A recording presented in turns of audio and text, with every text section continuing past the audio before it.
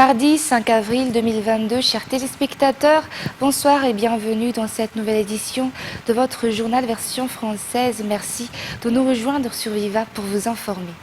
Tout de suite, concernant les actualités marquantes de ce jour, notamment le plafonnement des prix. Le plafonnement des prix est effectif et sera immédiatement appliqué pour la région Analamang.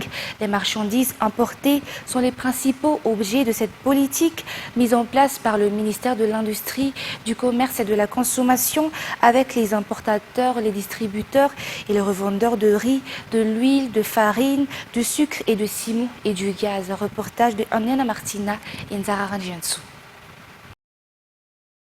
Les marges bénéficiaires des importateurs, des distributeurs et revendeurs de marchandises ont été limitées pour l'intérêt de la population malagasy. Cette mesure concerne principalement le riz importé, le sucre, la farine, l'huile et le ciment. Le ministère de l'Industrie, du Commerce et de la Consommation a toutefois souligné que l'État malagasy n'est pas en mesure de limiter ou même de définir le prix du riz local. Le bénéfice des entrepreneurs commerciaux a été limité à 2000 lariars par sac pour le riz importé. Pour les 3 mois à venir, le prix du riz importé ne devrait donc pas dépasser les 2200 ariars d'après la liste publiée par le ministère ce jour. Le prix du sac au niveau des importateurs est à 107 500 ariars, si cela est de 110 000 ariars au niveau des distributeurs. Le prix de l'huile varie selon les qualités existantes. Le prix du litre d'huile de palme est fixé à 7 900 ariars. Les 20 litres s'élèvent à 154 000 lariars au niveau des importateurs et 158 000 lariars au niveau des distributeurs.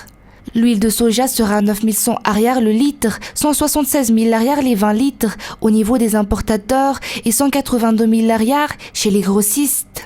Le litre a été limité à 9 500 ariars pour les 3 mois à venir. Concernant le sucre, Madagascar dispose d'usines productrices à Mbilbé et Namaki. Cependant, ces usines n'arrivent pas à satisfaire les besoins locaux, d'où l'importation de 110 000 à 200 000 tonnes par an. Le sac a donc été déterminé à 177 000 lariars au niveau des importateurs, 180 000 lariars au niveau des grossistes, si le kilo est donc de 3 600 ariars. Le kilo du sucre d'Mbilbé s'élève à 2 750 ariars, si celui de Namaka est fixé à 2 600 ariars. Le prix du kilo de farine importée au local ne devrait pas dépasser les 3 600 ariars. Quant au ciment, le sac est à 29 000 ariars au niveau des importateurs, 36 500 au niveau des distributeurs et 39 000 ariars sur les marchés locaux. Ces prix ont été décidés suite à une négociation avec toutes les parties prenantes. Le prix du gaz y a également été discuté, d'où le maintien du prix actuel du gaz de 4 kg et de 9 kg si le prix maximal de 12 kg est de 82 500 ariars. Ces mesures sont pour l'instant effectives pour la région Analamang pour les 3 mois prochains et sont renouvelées au fur et à mesure en tenant compte du contexte mondial. Les négociations avec les opérateurs commerciaux se poursuivront cette semaine d'après le ministre de l'Industrie, du Commerce et de la Consommation ce jour. Des sanctions seront appliquées à quiconque osera afficher des prix au-dessus de ces prix définis, des sanctions pouvant même aller jusqu'au retrait de la licence de vente. Le transfert de Mboula Radzona à la prison de haute sécurité d'Immertiatousk n'a rien à voir avec la politique, d'après le ministre de la Justice, Rakoza François, ce jour. Mboula Radzona a été transféré à Immertiatousk mercredi dernier, suite à la demande de son avocat qui réclame à présent à ce que les détenus soient replacés à Tiafa, d'après ce reportage de Fanjasen Emirai Yves Janel. Le transfert de Mboula Radzona à la prison d'Immertiatousk a été effectué suite à la demande de son avocat. L'actuelle demande de l'avocat a étonné le ministre de la Justice d'après ses explications ce jour. Ce dernier qui demande à ce que son client retourne au centre pénitentiaire de Tiafa. Le transfert n'a rien à voir avec la politique, d'après les précisions du ministre de la Justice. C'est suite à une consultation médicale que l'avocat a effectué la demande de transfert de son client.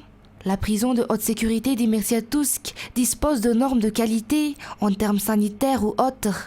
Des médecins sont à la disposition des détenus et cela fait également partie des droits des détenus, souligne le ministre. À titre de rappel, Mboula Radzona est impliqué dans une affaire de chèques sans provision et a été donc mis en détention à Tiafa en 2019. Avant qu'il ne soit transféré à Immertiatousk mercredi dernier. L'UNICEF et la Suisse, deux partenaires clés du ministère de l'Eau, de l'Assainissement et de l'Hygiène, ont renouvelé leur volonté à renforcer la coopération avec ce département ministériel ce jour. L'UNICEF a remis des matériels techniques et informatiques au ministère de l'Eau, tandis que la Suisse, lors d'une visite officielle de courtoisie au ministre de l'Eau ce jour, a réitéré la poursuite de grands projets dans le domaine de l'eau à Madagascar. Miarvulat Sferen nous en dit plus dans ce reportage. La Suisse appuie Madagascar dans le domaine de l'eau, dans de grands projets, dont Helvetas et Meder. Ce dernier projet est un projet d'une grande envergure mené dans la commune de Marulint, district de Belou, et vise à mettre en place un pipeline d'environ 8 km qui va desservir 15 Fuktan environnants. Près de 10 000 personnes bénéficieront de ce projet, financé par la Suisse, à hauteur de 750 000 € et dont les travaux sont prévus être achevés d'ici 8 mois. Le représentant de la Suisse, lors de cette visite de courtoisie, réitère l'engagement de son pays à appuyer le secteur de l'eau et de la gestion de l'eau à Madagascar. Très content de savoir que le ministre est très partant sur ce projet aussi et qu'on sache qu'on a aussi nous et nos partenaires le soutien des autorités parce qu'on ne peut que aller ensemble si on veut vraiment changer la donnée et faire avancer aussi cette partie de ce magnifique pays. Pour l'UNICEF, le secteur de l'eau est également un domaine prioritaire dans lequel cette agence onusienne investit des ressources financières considérables. Également un secteur très important pour l'UNICEF. C'est un des secteurs avec celui de la santé dans lequel nous investissons beaucoup de ressources financières. Donc nous avons eu l'opportunité de formuler à l'endroit de Monsieur le ministre nos vœux de succès dans sa mission au bénéfice des populations malgaches et de lui réaffirmer la disponibilité de l'UNICEF à l'appuyer dans cette mission qui est une mission extrêmement noble. Voilà, nous avons pu également échanger sur un certain nombre de projets.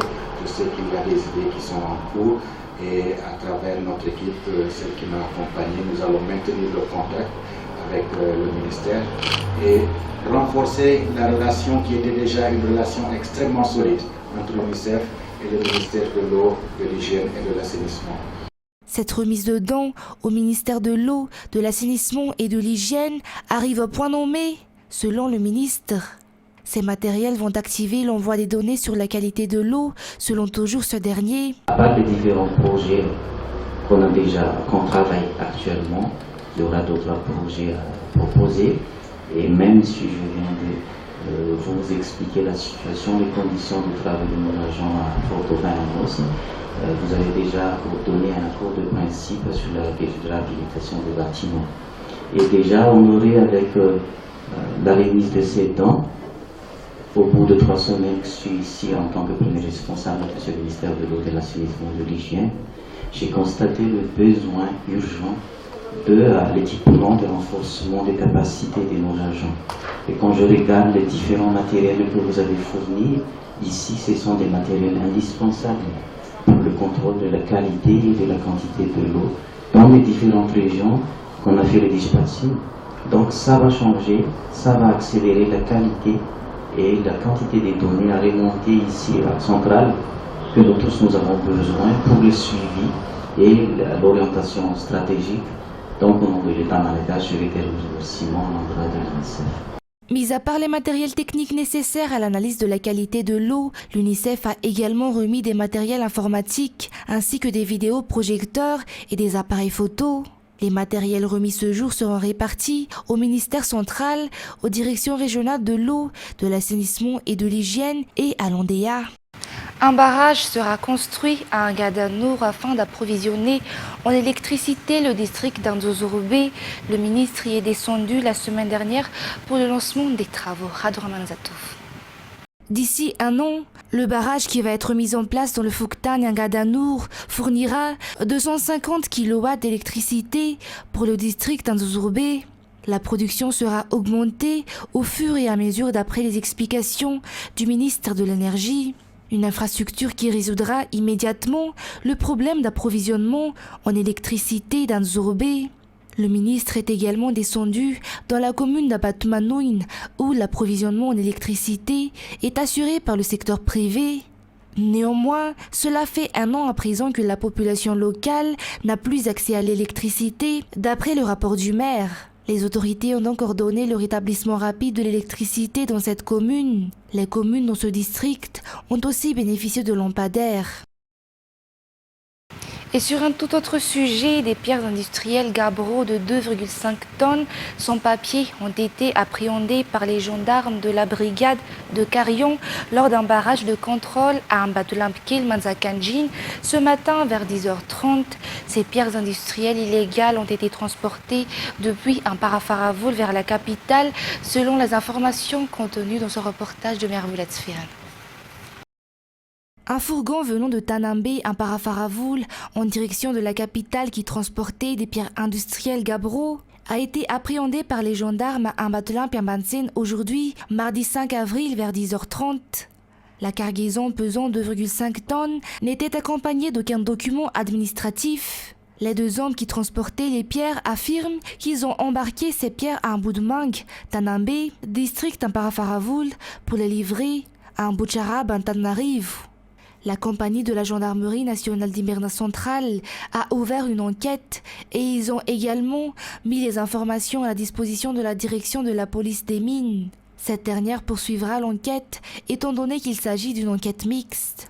Les propriétaires des pierres et le chauffeur du véhicule sont gardés à vue, tandis que les pierres ont été saisies par la police des mines pour être entreposées à Panjinumbi. Par ailleurs, le véhicule sera mis en fourrière pour une durée de 10 jours. Il est à noter que les prix des gabbro traités avoisinent les 15 €, les 71 grammes. Ces dernières proviennent tous de Madagascar. En outre, on peut trouver de l'or, de l'argent, du platine, du sulfure, de cuivre, du chrome ou encore du nickel et du cobalt dans ces gabbros. Le contexte environnemental actuel nécessite une mesure urgente sur la réduction de gaz à effet de serre. Madagascar subit actuellement les impacts du changement climatique selon le dernier rapport des intellectuels internationaux regroupés au sein du GIEC au groupe d'experts intergouvernemental sur l'évolution du climat, un rapport qui a été mis à la connaissance du public ce jour d'après Judikael Ranchenirin. La partie sud de l'île n'est pas la seule victime des impacts du changement climatique pour le cas de Madagascar. La sécheresse est la plus fréquente comme impact, ce qui entraîne également la malnutrition du fait de la faible production alimentaire. Mais l'on a également récemment connu l'intensité et la fréquence des cyclones tropicaux qui sont aussi une manifestation du changement climatique.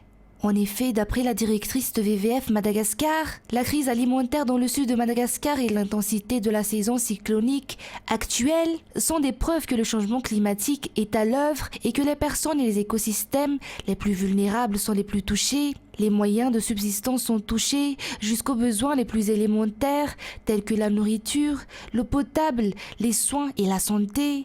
Des mesures sont nécessaires à la fois pour répondre aux besoins humanitaires les plus urgents, tout en renforçant la résilience économique, sociale et écologique à plus long terme pour les populations malagasy, impactées par les effets du changement climatique, quels que soient les impacts.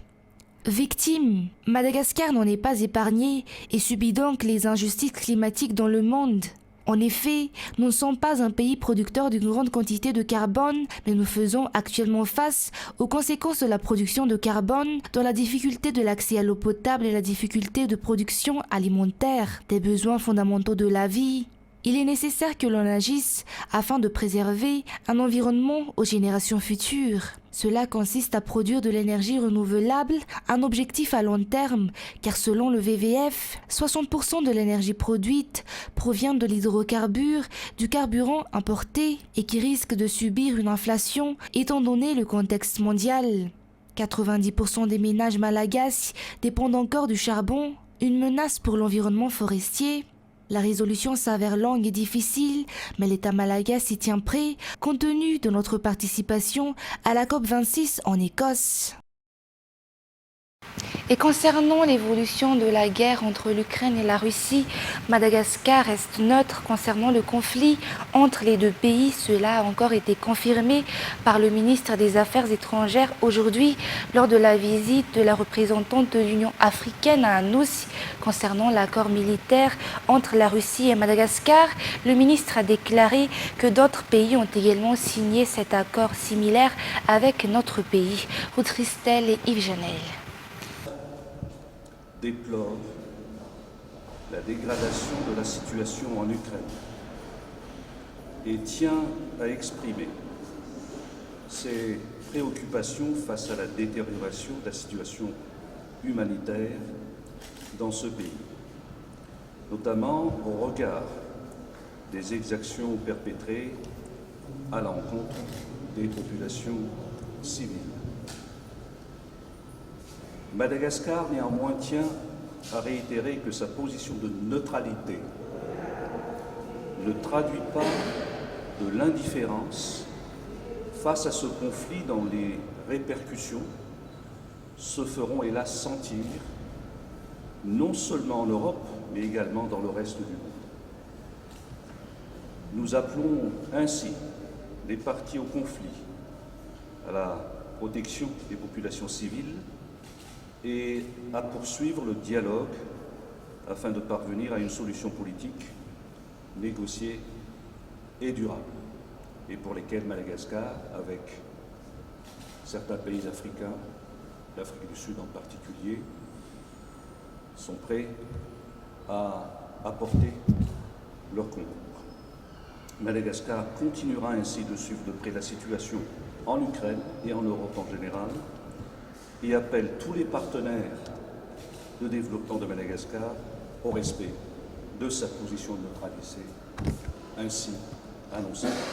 Ainsi, Madagascar suit de près l'évolution de la situation en Ukraine et confirme ce que le Premier ministre a déclaré en mars dernier, selon lequel Madagascar ne prend parti pour aucun pays. D'autre part, il existe un accord militaire avec la Russie et Madagascar, et cela durera 5 ans, mais la Russie n'est pas le seul pays qui a conclu un accord militaire à Madagascar, a déclaré le ministre. Par ailleurs, une délégation de l'Union africaine a effectué une visite de courtoisie ce matin auprès du ministre des Affaires étrangères. Il a été évoqué au cours de l'entretien le renforcement de la coopération dans les domaines de la sécurité, des élections et de l'assistance aux femmes contre les violences. La nomination d'un ambassadeur à Addis Abeba a également été discutée. Néanmoins, la décision finale revient au président de la République. Comme vous savez, l'Union africaine soutient toujours l'État de Madagascar. Et donc, je suis venue pour renforcer la collaboration, la coopération avec le ministre des Affaires étrangères et donc l'État de Madagascar. Comme vous savez également, l'Union africaine intervient pour la réforme du secteur de la sécurité et aussi pour la consolidation de la paix. Donc nous sommes toujours aux côtés du peuple malagasy. Et la Russie a accusé les autorités ukrainiennes de préparer des mises en scène de civils tués par les forces de Moscou dans plusieurs villes en pleine indignation internationale après la découverte des cadavres dans la ville de Boutcha, accusée par les Occidentaux et les autorités ukrainiennes d'avoir massacré des civils dans cette ville proche de Kiev. L'armée russe a démenti toute responsabilité, y voyant une mise en scène appelée à se répéter. France 24. Ici, 5 cadavres retrouvés poings liés sortis d'une cave. Là, une fosse commune remplie de personnes en habits civils. À Boutcha, au nord de Kiev, les autorités ukrainiennes présentent à la presse ce qu'elles dénoncent comme des crimes de guerre russes. 300 civils auraient été tués ici. Le président ukrainien, après s'être rendu sur place, s'inquiète. Les occupants vont probablement essayer de cacher les traces de leurs crimes. Ils ne l'ont pas fait à Boutcha lorsqu'ils se sont retirés, mais dans une autre région, c'est possible. À Boutcha, la responsabilité russe ne fait aucun doute pour Kiev qui s'appuie notamment sur ces images. Fournies par des satellites américains, elles montreraient des corps de civils au bord des routes dès la mi-mars. Le Kremlin affirme que les corps ont été déposés après le retrait de l'armée russe. La Russie continue de dénoncer des mises en scène. Les forces russes ont quitté la zone de Boutcha dès le 30 mars dans le cadre d'un redéploiement. Au cours des 3 jours suivants, le maire de la ville s'est exprimé à la télévision affirmant que la cité retrouvait une vie normale. Les forces ukrainiennes ont également été vues et des rues ont été montrées où il n'y avait pas de corps. Les autorités russes affirment qu'elles vont documenter ce qu'elles appellent la vraie nature des événements à Boutcha. Moscou prévoit de présenter des preuves de sa non-implication au Conseil de sécurité de l'ONU ce mardi. Et toujours sur les actualités internationales de ce mardi, Shanghai, métropole chinoise de 25 millions d'habitants, est l'épicentre de la pire flambée de Covid-19 en Chine depuis début 2020 liée au variant Omicron. La très grande majorité des Shanghaïens sont désormais confinés à domicile.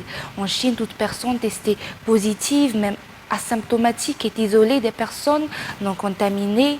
Les autorités shanghaïennes ont confirmé lundi que cette mesure s'appliquait également aux enfants. Toujours un reportage de France 24. Calme inhabituel règne sur la ville de Shanghai. Pas d'habitants, ni de circulation dans les rues. Sur ordre des autorités, près de 25 millions d'habitants sont confinés chez eux. La métropole connaît actuellement une hausse fulgurante des contaminations au Covid-19, atteignant des niveaux jamais vus depuis le début de l'épidémie. Face à ce variant Omicron plus mortel, plus contagieux, qui a fait augmenter les cas de manière importante, notre préparation n'était pas suffisante. Les autorités ont adopté des règles de confinement drastiques. Pas de sortie, sauf pour se faire tester, et toutes les personnes signalées positives sont systématiquement isolées et envoyées dans des centres de quarantaine. Le gouvernement vient de confirmer que la mesure s'appliquait également aux enfants. Une décision qui fait polémique. Les enfants testés positifs seront isolés dans les centres et séparés de leurs parents si ces derniers ne sont pas positifs. Pour endiguer au mieux cette flambée épidémique, le gouvernement ne lésine pas sur les moyens. Près de 40 000 médecins et experts ont été envoyés en renfort à Shanghai. Des équipes médicales ont été envoyées pour travailler dans les hôpitaux afin d'aider Shanghai. Le premier convoi de personnel médical, parti des provinces de Jiangsu, Xinjiang et Anhui, est déjà arrivé à Shanghai. Cette stratégie zéro Covid n'est pas sans danger pour la Chine, car la métropole de Shanghai est le véritable poumon économique et le centre des affaires du pays. Selon les experts, l'impact de ces nouvelles mesures pourrait coûter jusqu'à 4 points de croissance au PIB chinois. Et au Pakistan, le Premier ministre Imran Khan a perdu ces derniers jours sa majorité à l'Assemblée nationale avec la défection de ses alliés, mais aussi des membres de son propre parti. Il a provoqué dimanche 3 avril des élections anticipées. Les députés devraient examiner une motion de censure déposée par l'opposition et destinée à faire tomber l'ancienne gloire du cricket quand le vice-président de l'Assemblée nationale, Kazim, un de ses fidèles, a refusé de l'inscrire au vote, déclarant la motion contraire à la Constitution car soutenue par une puissance étrangère. Reportage. La crise politique fait la une de tous les journaux du pays. Coup de théâtre la veille, le Parlement a été dissous à la demande du Premier ministre et avec le soutien du président pakistanais, ce qui devrait entraîner sous 90 jours la tenue d'élections anticipées. Un scénario qui a surpris la population. La mesure anticonstitutionnelle qui a été prise hier au Parlement était absolument inutile et inappropriée. Le gouvernement l'a fait pour sauver sa peau. Les gens doivent être soulagés après ce qu'il s'est passé hier. Sur le fond, la motion de censure n'aurait pas dû avoir lieu. Le Premier ministre pakistanais Imran Khan était sous le coup d'une motion de censure de la part de l'opposition qui espérait le faire chuter. Mais le vote n'a pas eu lieu au motif qu'il serait le fait d'une ingérence étrangère et notamment américaine, selon les mots d'un allié d'Imran Khan. Décision qui a provoqué la sidération de l'opposition. Elle a lancé un recours jugeant le rejet de cette motion anticonstitutionnelle. Ce sera donc à la Cour suprême de statuer de l'avenir politique du Premier ministre. Et selon plusieurs analystes, l'armée pourrait avoir un rôle à jouer. Si l'armée décidait qu'il y avait effectivement une menace étrangère dont souffrait le Pakistan, alors la Cour suprême se rangerait probablement du côté du parti au pouvoir. Et si l'armée déclarait qu'il n'y a pas de menace étrangère, alors la Cour suprême jugera que cette menace a été inventée de toutes pièces par le Premier ministre, juste pour qu'il puisse rester au pouvoir, ou appeler à une élection anticipée, ou éviter l'embarras d'un vote de censure. La Cour suprême est en principe indépendante, mais elle a souvent été accusée d'agir dans l'intérêt de l'armée ou du pouvoir en place. Imran Khan accuse les États-Unis de vouloir changer le régime au Pakistan en raison de son refus de s'aligner sur les positions américaines concernant la Russie et la Chine. C'est également avec cette actualité au Pakistan que nous terminons l'édition d'aujourd'hui. Merci de votre fidélité. Passez une excellente soirée sur Viva.